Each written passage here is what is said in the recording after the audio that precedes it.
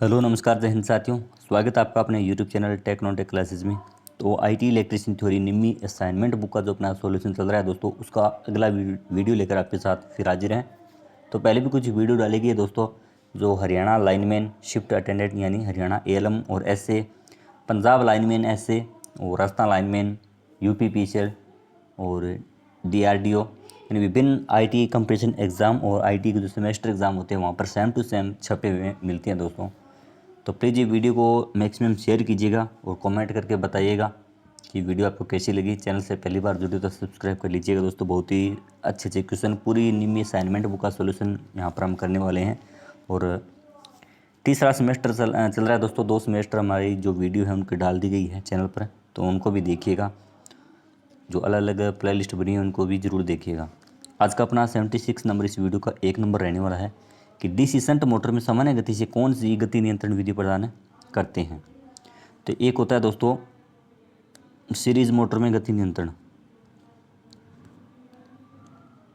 एक होता है सीरीज मोटर में और एक होता है शंट मोटर में।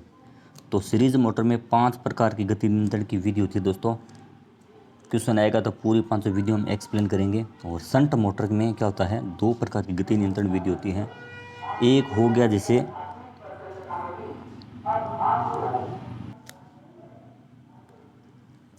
यानी सीरीज मोटर के लिए 5 प्रकार की और शंट मोटर के लिए 2 प्रकार की गति नियंत्रण विधि होती है।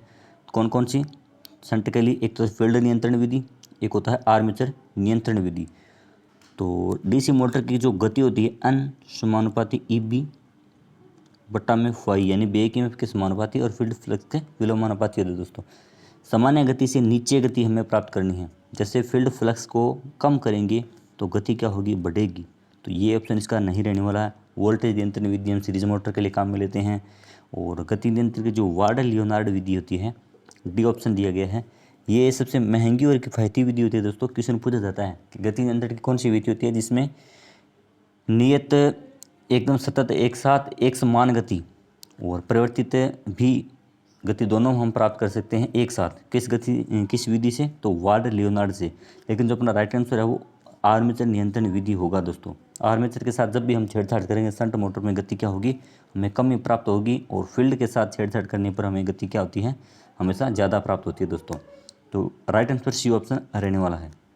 तो प्लीज़ चैनल को सब्सक्राइब और वीडियो को शेयर जरूर कर दीजिएगा।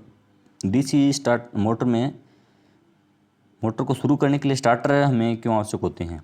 स्टार्टर में जो प्रतिरोध लगे होते हैं उनका उद्देश्य क्या होता है, एक तरह से इसी प्रकार ये क्वेश्चन पूछा गया है। तो स्टार्टर आपको नहीं देखा होगा दोस्तों, आर्मेचर होता है। आर्मेचर का जो प्रतिरोध होता है 1 ओम या इससे कम होता है। तो इतने कम मान का प्रतिरोध होने के कारण अचानक जब इसमें धारा प्रवाहित होती है तो आर्मेचर क्या होता है, जल जाता है। तो आर्मेचर को जलने से बचाने के लिए क्या होता है, डीसी मोटर में स्टार्टर लगाए जाते हैं 2.3 पॉइंट, यानी सीरीज मोटर के लिए हम 2 पॉइंट स्टार्टर का जो प्रयोग करते हैं। इसी प्रकार अलग अलग मोटरों के लिए हम स्टार्टर प्रयोग करते हैं, एसी मोटरों में अलग, डीसी मोटरों में अलग। तो उनका उद्देश्य यही होता है कि आर्मेचर करंट को सीमित करने के लिए या कम करने के लिए ही हम स्टार्टर का प्रयोग करते हैं। और स्टार्टर में जो प्रतिरोधक लगे होते हैं वो यूरेका के बने होते हैं दोस्तों। राइट आंसर बी ऑप्शन होगा, बी ऑप्शन। अगला अपना क्वेश्चन है कि कौन सी कुचालक सामग्री बी श्रेणी के अंतर्गत है। यानी अचालकों की या कुचालकों की कुछ श्रेणियाँ होती है दोस्तों। जैसे हमने एक वीडियो में पूरा एक्सप्लेन किया था, वाई, उसके बाद में ए ई, वाई ए ई, और उसके बाद में बी, एफ, एच, एक होता है सी। तो वायु वर्ग का तापमान क्या होता है दोस्तों, 90। ये टेम्परेचर आपको याद रखना दोस्तों, सेम टू सेम क्वेश्चन यहाँ से पूछे जाते हैं कि इस वर्ग का कितना तापमान होता है, वाई का कितना, ए का, बी का कितना कितना होता है। वाई 90, ए का 105 डिग्री सेल्सियस, और ई का होता है 120 डिग्री, बी 130, एफ 155 और एच 180, और सी होता है दोस्तों 200, एक होता है 220 और एक होता है 250। यानी कई बार सीधा 200 दे दिया जाता है, कई बार 250 दे दिया जाता है। तो सी का इतना था, ये सभी आपको याद रखने हैं दोस्तों। तो श्रेणी बी का हमसे पूछा है, तो बी का दोस्तों कितना होता है, 130। तो 130 वाले जो वर्गीकरण है इसमें कौन से अचालक पदार्थ आते हैं, जैसे कॉटन होता है, कपास होता है, वो तो 90 डिग्री में आ जाता है। और बांस किसी में आता है दोस्तों, बांस आता है लगभग 80 डिग्री के अंतर्गत। फाइबर ग्लास बिल्कुल राइट आंसर इसका यही होगा, सी ऑप्शन। चमड़े का लेथरोइड पेपर ये किस में आता है दोस्तों, ये आता है 120 में, तो 130 में आएगा fibre glass, right answer C option होगा दोस्तों। अगला अपना क्वेश्चन है, अफ का टेम्परेचर कितना है इंसुलेशन यानी अचालक का, ऊपर हमने बात की थी, तो अफ 155 दोस्तों, राइट आंसर डी ऑप्शन होगा। 90 किसका होता है, 90 वायु वर्ग का, और 105 किसका होता है, ए का, और 120 किसका होता है, ई का, और अफ का 155।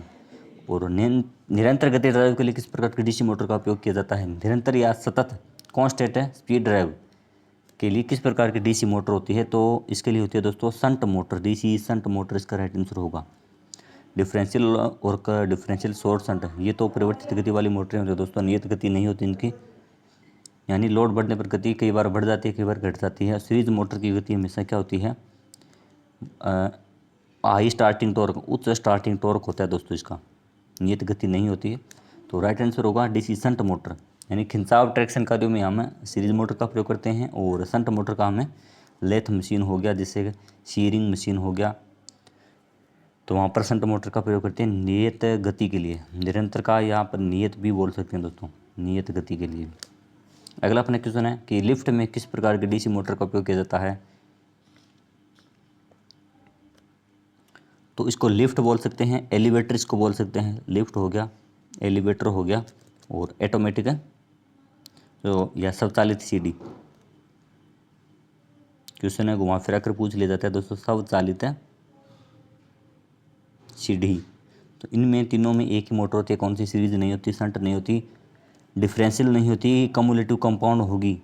यानी यहाँ पर हमें क्या चाहिए, जैसे नियत गति चाहिए, लिफ्ट है तो नियत गति पर ऊपर जा रही है, नीचे आ रही है, नियत गति पर लोड क्या है, परिवर्तित हो रहा है, बदलता लोड है या परिवर्तित लोड है, यानी एक बार तो एक ही व्यक्ति है, दो भी चढ़ सकते हैं, चार भी चढ़ सकते हैं, अचानक चार से एक हो सकता है, यानी लोड तो बदलता है लेकिन गति उसकी नियत रहनी चाहिए, तो इसके लिए हमें cumulative compound, DC cumulative compound में चाहिए दोस्तों, राइट आंसर डी ऑप्शन होगा। अगला अपना क्वेश्चन है, गति नियंत्रण का कौन सा तरीका सीरीज मोटर में रेटेड गति से नीचे गति देता है, ऊपर हमने पहले क्वेश्चन में बात की थी दोस्तों, फील्ड को जब भी छेड़ेंगे तो गति हमें मैक्सिमम प्राप्त होगी, तो राइट आंसर आर्मेचर डाइवर्टर विधि,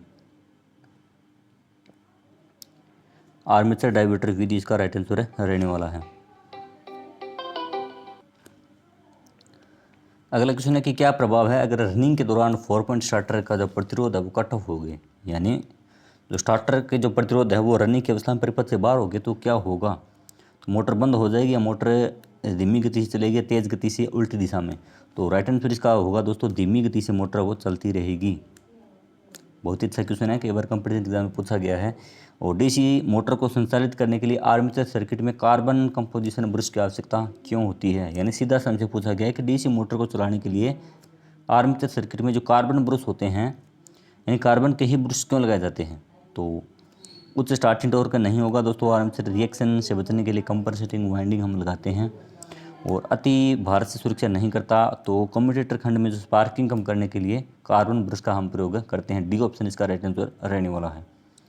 सीरीज मोटर बिना लोड की उच्च स्टार्टिंग टॉर्क और गति क्यों पैदा करती है, यानी सीरीज मोटर वो स्टार्टिंग के समय हाई स्टार्टिंग टॉर्क क्यों पैदा करती है, तो राइट आंसर बैक ईएमएफ की अनुपस्थिति या बैक ईएमएफ न होने के कारण, और आर्मेचर का जो प्रतिरोध होता है बिल्कुल ही बहुत ही कम होता है दोस्तों, उस समय बैक ईएमएफ नहीं होता स्टार्टिंग के समय, जब धीरे धीरे मोटर गति जो घूमेगी, धीरे धीरे गति प्राप्त करेगी, उस समय बैक ईएमएफ है वो जनरेट होगा दोस्तों, यानी मुख्य चुंबकीय क्षेत्र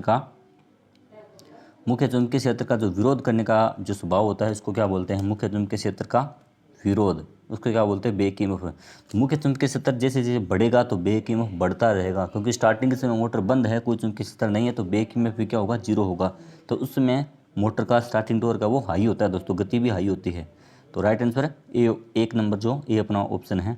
और अगला क्वेश्चन है कि डिफरेंशियल कंपाउंड मोटर में शुरू करने के समय सीरीज फील्ड वाइंडिंग को शॉर्ट क्यों किया जाता है, यानी कंपाउंड मोटर की संरचना जब आपने देखी होगी तो एक होता है शॉर्ट शंट वाइंडिंग, एक होता है शॉर्ट शंट और shunt field winding, short shunt series और शंट दोनों अलग अलग प्रकार की वाइंडिंग होती है, तो सीरीज को हम शॉर्ट करते हैं क्यों, तो प्रारंभिक धारा को कम करने के लिए नहीं दोस्तों, मोटर की गति बढ़ाने के लिए नहीं करते, मोटर की गति को कम करने के लिए, रोटेशन की उचित दिशा बनाए रखने के लिए। यानी स्टार्टिंग सीरीज वाइंडिंग होती है उसको हम स्टार्टिंग के समय शॉर्ट करते हैं। शॉर्ट करने से क्या है, उस मोटर की गति विशेषता यानी जो शंट फील्ड वाइंडिंग होती है उसको पूरा उचित फ्लक्स प्राप्त हो जाए और प्रॉपर तरीके से वो एक्साइटेशन प्राप्त कर ले। यानी जब शुरुआत में अगर सीरीज फील्ड वाइंडिंग शॉर्ट नहीं होगी तो पूरा जो धारा है वो इस परिपथ के माध्यम से पूरा होकर पूरा हो जाएगा। यानी यहाँ जैसे सीरीज और सीरीज या आर्मेचर वाइंडिंग के बाद में यानी सीरीज का प्रतिरोध कम होने के कारण लोड की तरफ यहाँ पर धारा प्रवाहित हो जाएगी और इस तरफ जो शंट लगी होती है उस तरह का प्रॉपर कार्य नहीं करेगी वो शंट फील्ड वाइंडिंग। तो शंट फील्ड वाइंडिंग को प्रॉपर तरीके से कार्य करवाने के लिए, रोटेशन की उचित दिशा बनाए रखने के लिए हमें स्टार्टिंग के समय सीरीज वाइंडिंग को शॉर्ट करते हैं। आर्मेचर संतुलन करने का सबसे प्रभावी तरीका कौन सा होता है दोस्तों? स्थितिक संतुलन, गतिशील संतुलन और काउंटर संतुलन, शीर्षा भार। तो राइट आंसर गतिशील संतुलन होगा दोस्तों, डायनेमिक बैलेंसिंग, बी ऑप्शन।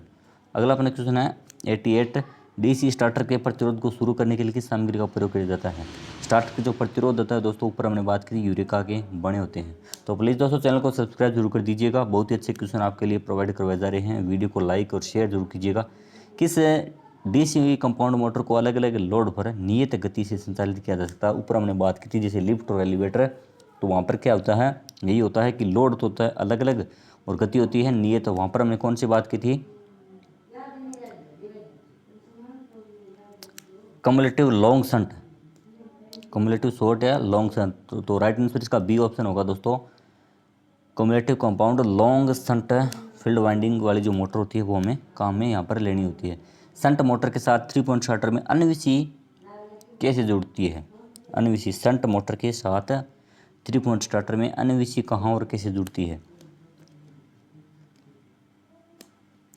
तो अन्विसी दोस्तों शंट फील्ड के साथ श्रेणी क्रम में जुड़ती है अन्विसी, डी ऑप्शन इसका रहने वाला है। और आर्मेचर के साथ जो सीरीज में प्रतिरोध होता है, यानी प्रतिरोध कहाँ जुड़ता है? तो वो आर्मेचर के साथ श्रेणी क्रम में जुड़ता है प्रतिरोध। अन्विसी कहाँ जुड़ती है? शंट फील्ड वाइंडिंग के श्रेणी क्रम में। क्वेश्चन कई बार एग्जाम में पूछा गया है। किस प्रकार के यहाँ पर डायग्राम दिखाया गया आर्मेचर वाइंडिंग का? तो राइट आंसर होगा दोस्तों duplex lap winding, duplex lap winding होगा। और आर्मेचर के लिए कौन सा ग्राउलर परीक्षण यहाँ पर बताया गया है? तो राइट आंसर होगा दोस्तों, पूरे डायग्राम को ध्यान से देखने पर खुली कुंडली परीक्षण ओपन कॉइल टेस्ट यहाँ पर किया जा रहा है। अगला क्वेश्चन है कि डीसी मोटर में सामान्य से ऊपर और नीचे दोनों गति प्राप्त करनी है तो किस गति नियंत्रण विधि का हम प्रयोग वहाँ पर करेंगे दोस्तों? तो ऊपर हमने बात की थी जो सबसे महंगी और किफ़ायती विधि होती है जिसमें दोनों प्रकार की गति, यानी गति कम भी और गति अधिक भी और परिवर्तित लोड पर हम प्राप्त कर सकते हैं, तो वो होती है वार्ड लियोनार्ड की गति नियंत्रण विधि।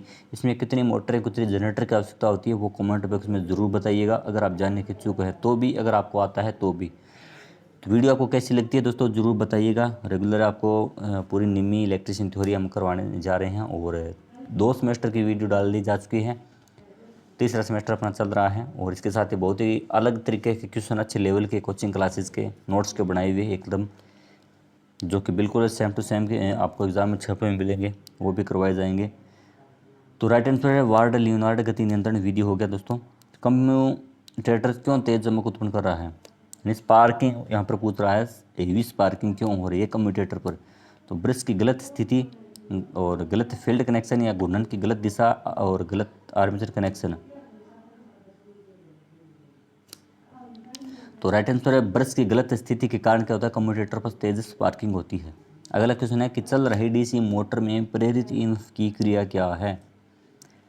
चल रही है डीसी मोटर, उसमें प्रेरित ईएमएफ की प्रक्रिया क्या होती है? तो लागू वोल्टेज की सहायता करता है या लागू वोल्टेज का विरोध करता है, आर्मेचर करंट को बढ़ाता है या आर्मेचर करंट को घटाता है?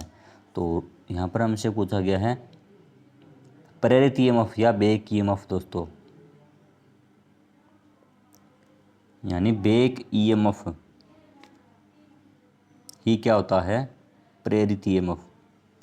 तो ये क्या होता है? मुख्य चुंबकीय क्षेत्र का विरोध करता है दोस्तों।